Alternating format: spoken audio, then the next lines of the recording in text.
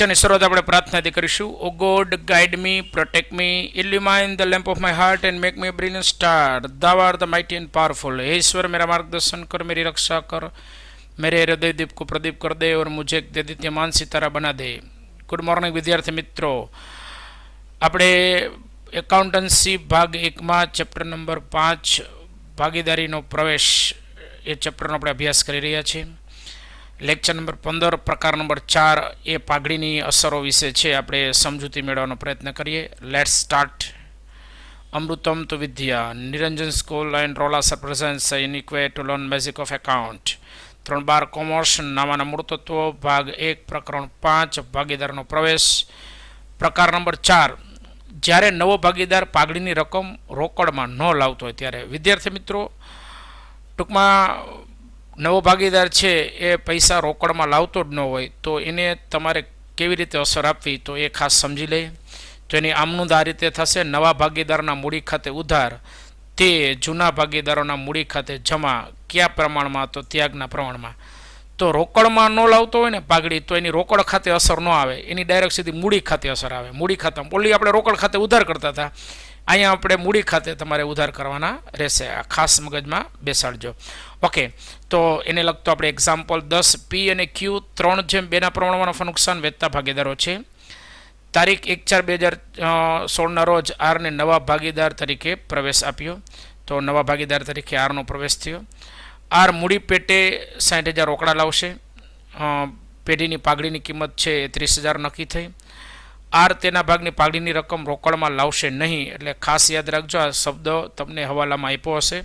R તેના ભાગની પાઘડીની રકમ રોકડમાં લાવશે નહીં. ઓકે, નફા નુકસાનનું નવું પ્રમાણ છે એ તમને આપ્યું છે 5/2/3 અને પાકા સર્વેની પાઘડી તમને 20,000 આપી છે. તો વિદ્યાર્થી મિત્રો, મૂડી પેટે 60,000 રોકડા આપ્યા છે એ તો તમને ખ્યાલ છે કે આપણે મૂડી ખાતામાં છે એ જમા બાજુ ટૂંકમાં મૂડી ખાતામાં જમા બાજુ લખાય અને રોકડ ખાતે ઉધાર બાજુ લખાય. આ અસર તો તમને ખ્યાલ જ છે.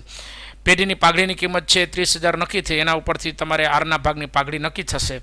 એના માટે એ તમારે ત્યાગનું પ્રમાણમાં વેચવાના થશે તો એની આપણે ગણતરી કરવાની થશે. અને ખાસ નફા નુકસાનનું નવું પ્રમાણ છે એ તમને પણ આપેલું છે 5/2/3. અને પાકા સોનાની પાઘડી એટલે જૂની પાઘડી, અને જૂની પાઘડી હંમેશા ભાગીદારોના મૂડી ખાતામાં આપણે ઉધાર બાજુ લખીએ છીએ. તો લેટ્સ સ્ટાર્ટ એક્ઝામ્પલ. ત્યાગના પ્રમાણની ગણતરી, એમાં ભાગીદાર પી, ક્યુ અને આર. જૂનું પ્રમાણ એ તમને 3/2 આપ્યું છે અને જૂનો ભાગ 3/5, 2/5 અને ડેશ. નવું પ્રમાણ છે 5/2/3 છે.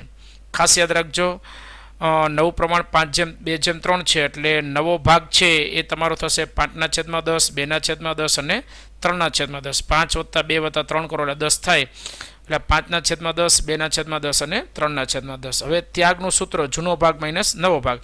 તો એમાં પી 3/5, એમાંથી -5/10 બાદ કરો એટલે 30/30 - 25 ગુણાકાર કરો, 10 તેરી 30 અને 55 25. વિદ્યાર્થી મિત્રો, ખાસ પહેલાં આપણે સમજી લઈએ. 10નો 3 હારે ગુણાકાર થશે અને 5નો છે એ 5 હારે ગુણાકાર થશે. એટલે 10 તેરી 30 અને 55 25.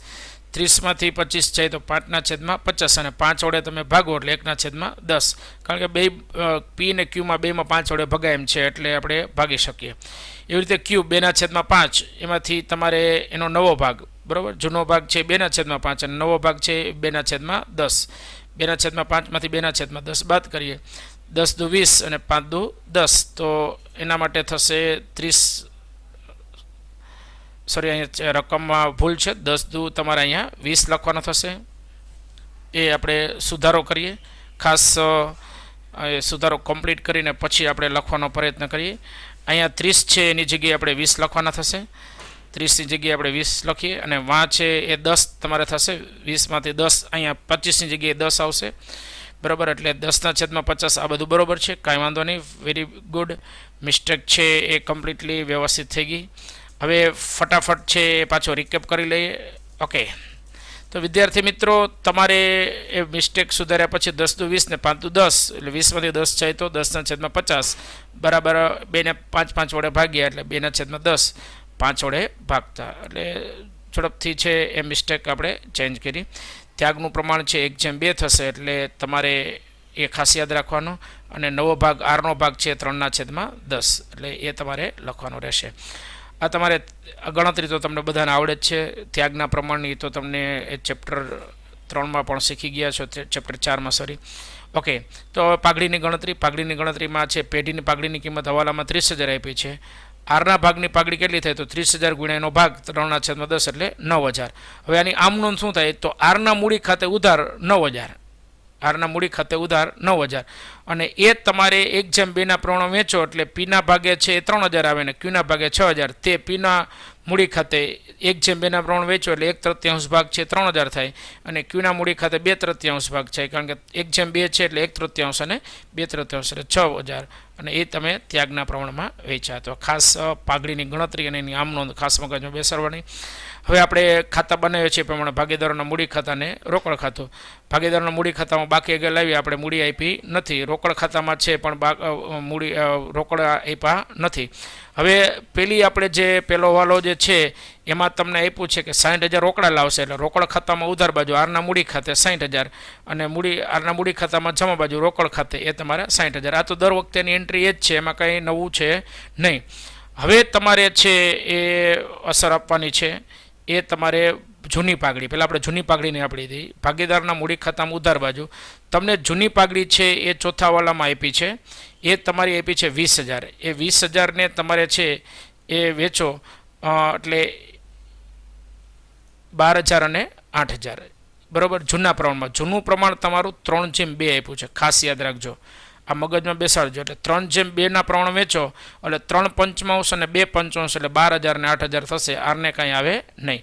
હવે તમારે ખાસ યાદ રાખો કે જે આગળ તમને આમનોંધ મેં સમજાવી એ આમનોંધમાં તમારે પીના મૂડી ખાતે તમારા 3,000 છે જમા થયા હતા અને ક્યુના મૂડી ખાતે 6,000 જમા થયા હતા. તો પહેલાં જમા બાજુ આરના મૂડી ખાતે છે એ 3,000 અને 6,000, પીના ખાનામાં 3,000 અને ક્યુના ખાનામાં 6,000 ખાસ લખી લેવાના.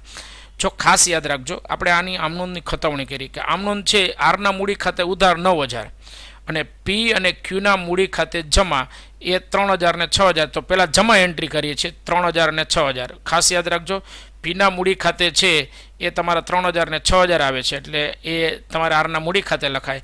અને આરના મૂડી ખાતામાં ઉધાર બાજુ પહેલાં 3,000 લખશો અને પછી 6,000 લખશું.